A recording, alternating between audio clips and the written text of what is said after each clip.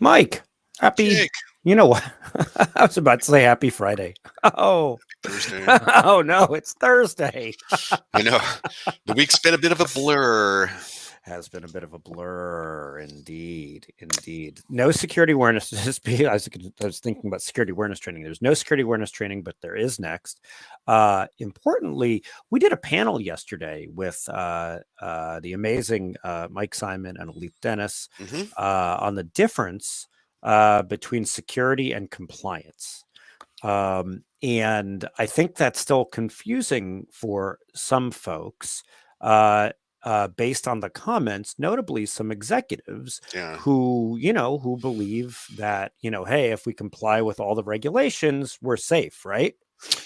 you're not safe. You may not get fined by regulators, which I think we should probably talk a little bit about later because there's some enforcement action that's really ticking up. Hmm. Hmm. Um, you know,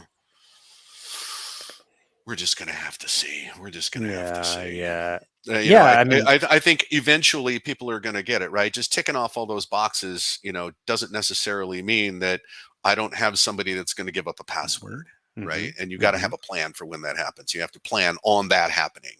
Yeah, I mean, so many great examples in yesterday's webinar of when having of when being, I hate the word compliant, but Yeah, when being compliant sounds like such a does law enforcement term. yeah does specifically not mean that does specifically not mean you're secure. All right, Mike. There's a bunch of news. By the way, if folks want the link to that webinar yesterday, shoot me an email, jake@criticalinsight.com, or go to our YouTube page and you'll see it there. It's really really good, and I encourage you not just for you all to watch it, but executives as well. Yeah. I think that would be an important thing. Okay, Mike, what's going on in the news this week? So let's see. In the news this week, I don't know, man. You follow the news, and there's always conflicting stories, right? So ransomware is said to be ticking down. Mhm. uh, and the payouts are also ticking down. And I don't think that means that the extortion demand is less. I think Mm, that's fewer and fewer organizations are willing to pay. mm, Um, at the same time, records theft is way up, especially in the health sector. So there were 337 cases of records disclosure during the first half of this year in the health sector. Okay. mm. Unfortunately, the use of ransomware has gone up in the education sector, which includes something like two-thirds of higher education and half of secondary and other lower institutions, which I think is amazing. So ransomware is said to be ticking down unless you're at a university, and then watch out. I mean, records theft is up, ransomware down. Is that because it's safer for criminals? I mean, we've talked about the difference between criminality and terrorism. Is that Yeah. it? People don't want to be labeled as terrorists. Do they care? Are I they think, just trying to stay off the radar of DOD? yeah, stay off the radar of DoD. You don't get it melted by the, cybercom. There is I think that. that has something to do with it. Mm. It was interesting that the article also talked about the rise of activist groups and Mhm. patriot groups, and how the targeting was not specifically focused on monetizing the event, but more on the strategic value of the target. Mhm. Which continues this trend of using disruption to divide Americans, which, by the way, seems to work pretty well. Does actually. Mhm. I've been seeing a lot of pieces about the enforcement. There's that hospital in your home state in Mhm. Oklahoma that just got fined about $1 million, a little less than $1 million. Yep. It's a university hospital, right? Yep. Oklahoma State University in Hmm. fabulous Stillwater, Oklahoma. So where I have a bunch of cousins. What were they fined? $875,000 for an event that happened in 2018. And the HIPAA violation has finally brought down the hammer. There's probably all kinds of negotiate. That fine probably started out a lot larger. But more than the health sector, the Federal Trade Commission and the SEC, Securities and Exchange Commission, are both upping enforcement, and they mean business. Specifically, the FTC is enforcing the False Claims Act. So most of the enforcement is still in the health sector, but government contracting is really in the sights here. So making sure I understand, the government came up with CMMC, and what is that, Cybersecurity Maturity Model Certification? That's the Right. DoD. Standard you You got want to to do, meet. you want to work with DoD. You have to comply with different levels of CMMC. Yep. Everyone has to comply in order to bid on those federal contracts. So if you say your controls are in place, and then later they find out that was false, they fine you. A bunch. Yeah. Mm-hmm. And to pivot off that, there was an article last week that talked about how, depending on the results of the midterm elections, that a lot of regulatory pressure like this Mm-hmm. may come off of U.S. business, along with other things like decreasing CISA's budget and other actions that I personally think are bad ideas. Let's move on. I've seen a lot of nation state articles, Hmm. and Russia now expanding its target list. Albania? Yeah, that's kind of surprising, huh? Albania is essentially offline right now. Not a lot of details because it's Albania, but they've attributed the attack to the Russians. NATO has set up a cyber rapid response team. And very interestingly, South Korea is exercising with NATO cyber, which has really ticked off China. And speaking of China, they're working espionage real hard right now against EU countries and the UK. They are up to something. Um, in fact, there was an interesting piece a couple of days ago, maybe Wednesday, um, talking about how the future of warfare is automated machine against machine, right? And we thought the Terminator was fiction. Turns out Skynet's on the way.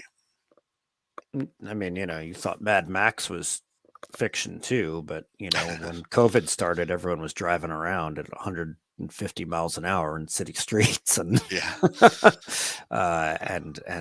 I mean, now with the heat wave in Europe, people are, we're a lot of Mad Max going on. So yeah, there you go. yeah. Well, I mean, it's awful in a lot of places right now. The temperature's going to be in the 90s here next week, and that's nothing compared to what's going on in Europe and African countries, the Middle East. But I I think the bigger issue, before we leave this, is that poleward migration is going to exacerbate the issues around immigration. Right, people are going to have to move away from the equator and towards the poles, and borders are going to get locked up, and there are fun times ahead. Okay, so anyway, let's get back to the cybering.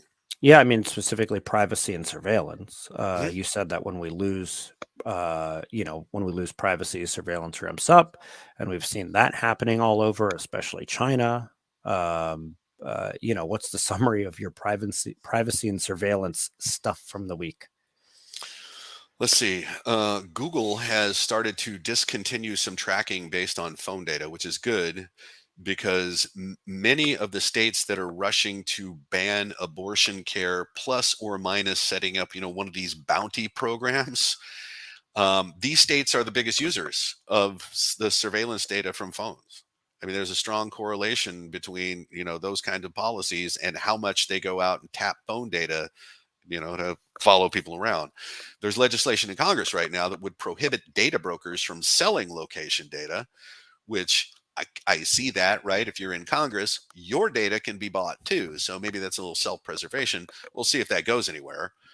Uh, Homeland security records. This is interesting. And remember, CBP, right?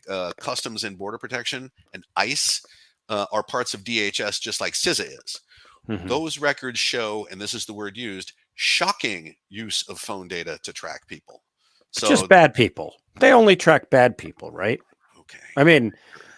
but I'm mixed on this, right? When disturbed people are able to, have guns and shoot up schools, Hmm. and we later find out that they'd signaled their intent online. One way to find that out ahead of time is to look at their social media, 4chan, wherever, right?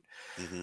That's surveillance, and it's a invasion of privacy, but like it might be a good idea.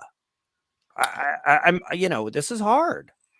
Well, you're not the only one that's conflicted about this. There's a lot of people thinking and talking about how we need to be proactive about finding and intervening when someone is going off the rails. It would all have to depend on the boundaries and what's being done with data, and how the intervention would work. There's a way, but Congress will have to argue through it, and Congress is where all ideas go to die. You're very cynical today. Mhm. Have you been doom scrolling Twitter again, Mike? Twitter, outrage as a service. Yes, I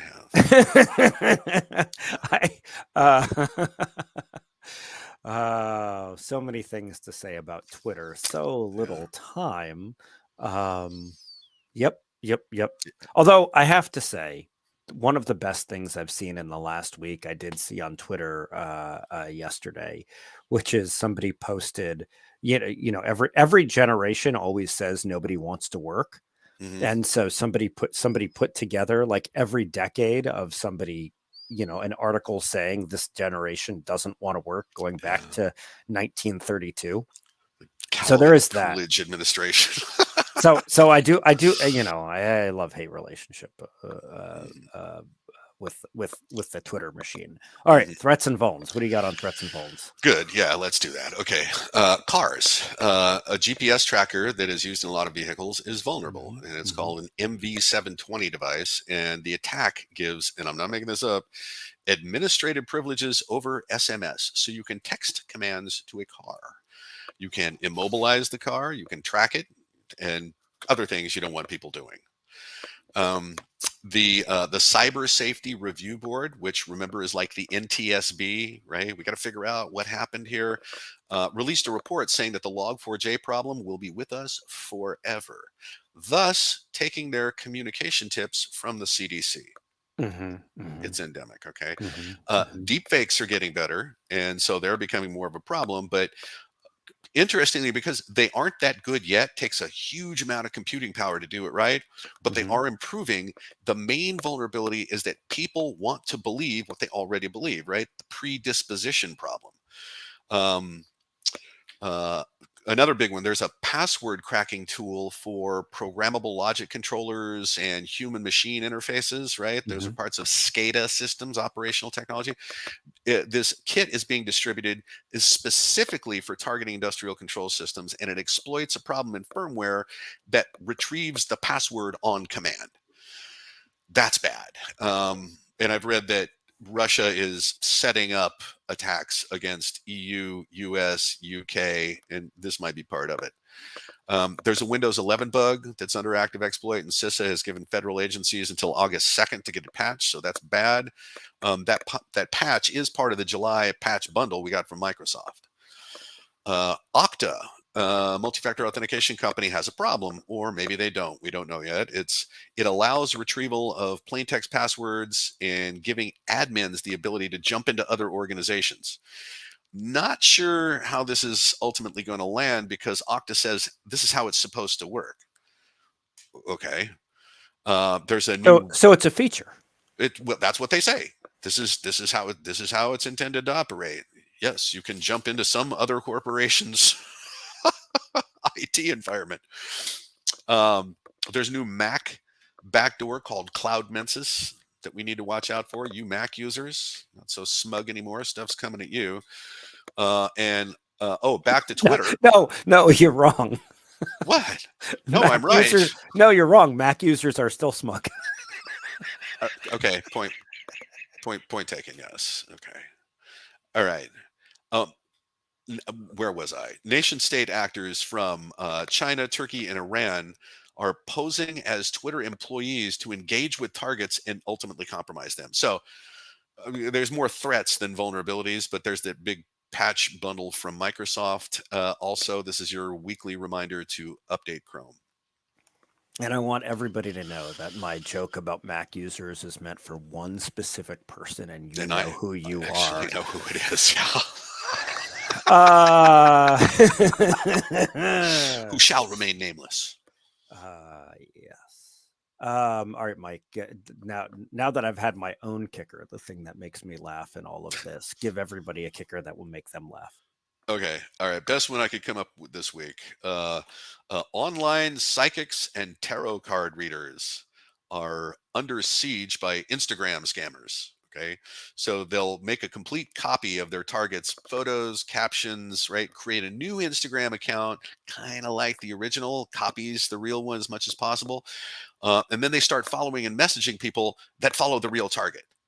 So to me, the irony is that the charlatans are being hassled by charlatans, showing just how low fraudsters will actually sink. There's no pride among those folks. No. I don't know. I don't know. I don't know. I feel like I feel like you need to do better with a kicker next time. I Well, feel like okay, well, it's scammers going after scammers. I don't take a lot of issue with that. All right, all right, all right. All right, everybody. Don't forget to patch. Don't forget to, when Microsoft sends the bundle of patches, don't forget to do it. Yep. Unless you're a Mac user. Then just be smug. Then just be smug. All right. All right, everybody. Thanks for joining us. Mike, thanks for joining us. And we'll see everybody next week Yep. for security awareness training. And if you want a link again to the webinar we did yesterday, go to our YouTube channel or email me, jake@criticalinsight.com. And we will see you later. Bye-bye. Okay. See ya. Bye.